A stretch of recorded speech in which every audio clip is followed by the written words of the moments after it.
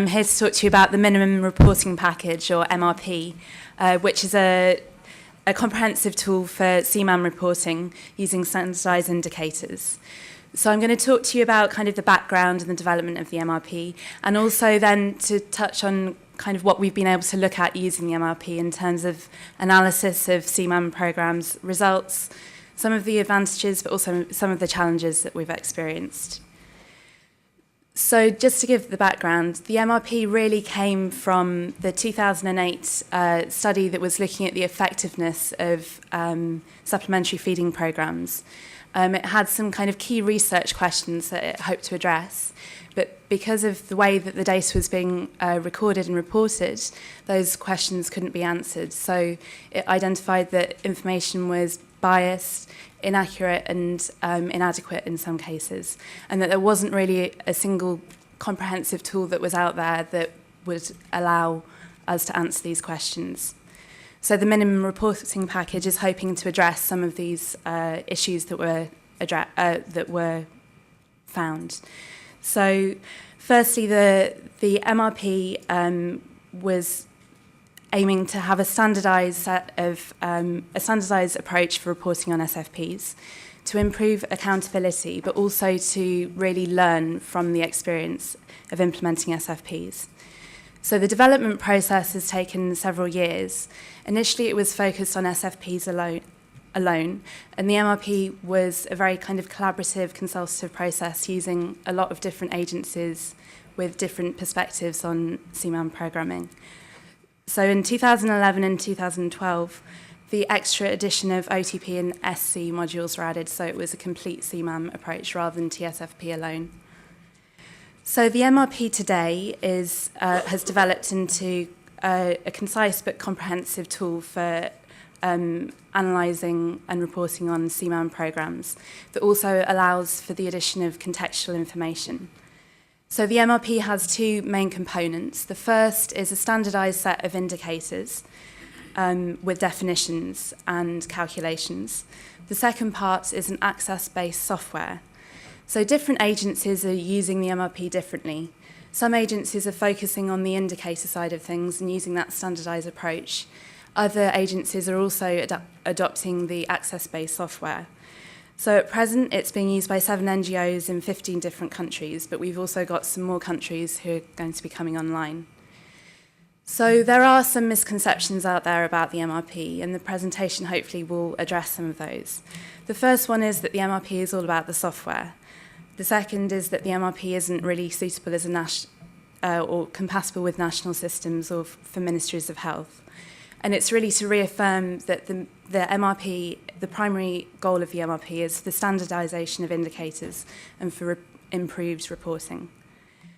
So to give you a bit of an idea of what the MRP looks like, there's a set of basic indicators which allow you to report to the sphere minimum standards, but then some advanced indicators which allow for kind of better, more informed analysis of programs. So maybe one case example to highlight of the MRP working with a national system is a recent experience in Pakistan. So in Pakistan, there's quite an established, evolved nutrition information system.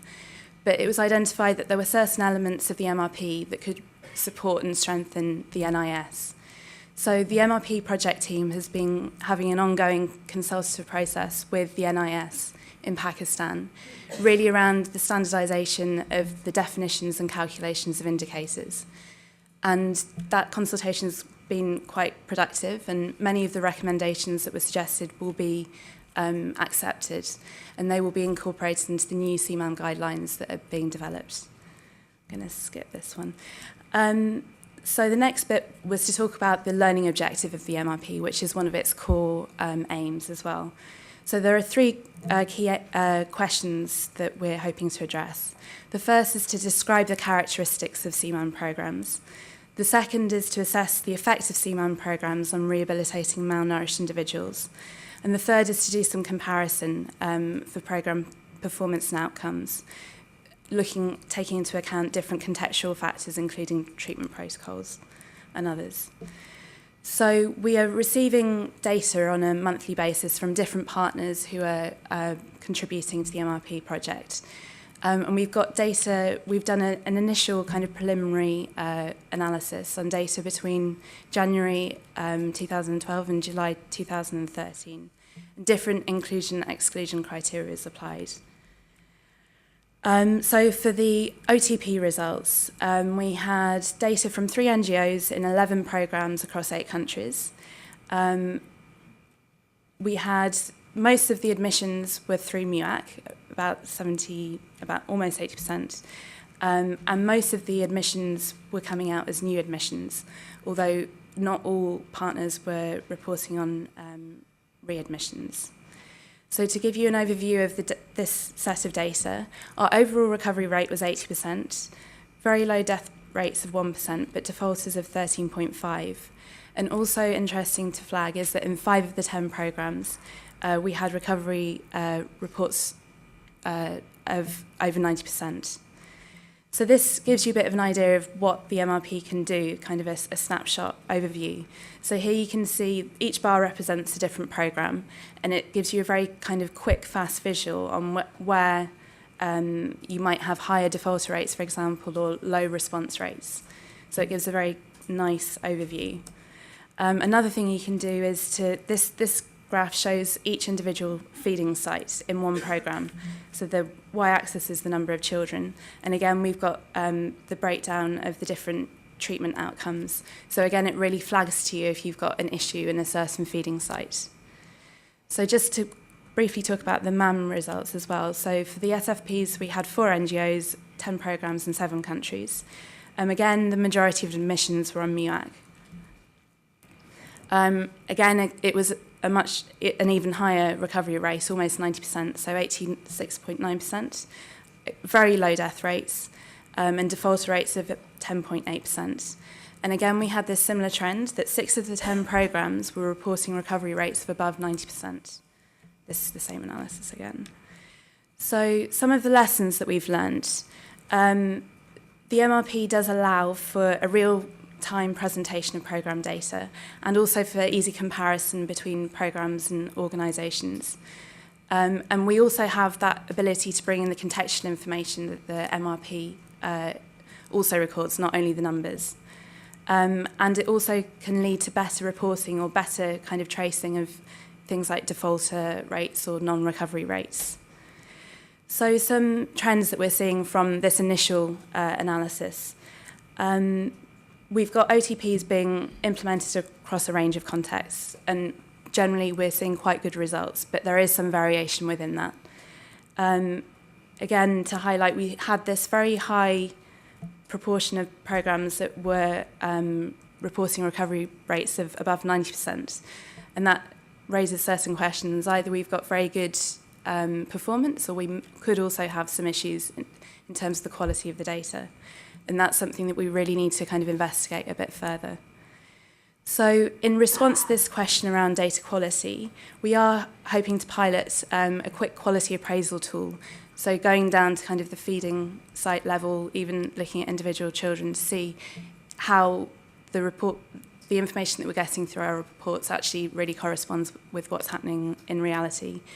Some rapid assessments that we've done to date have shown that there have been some big discrepancies. So one program who was reporting less than 1% defaulter rate, when we actually looked more closely, in reality had between 30 and 40%. Another issue that some children are being reported as being recovered, but when we look more closely, they're not actually meeting the discharge criteria.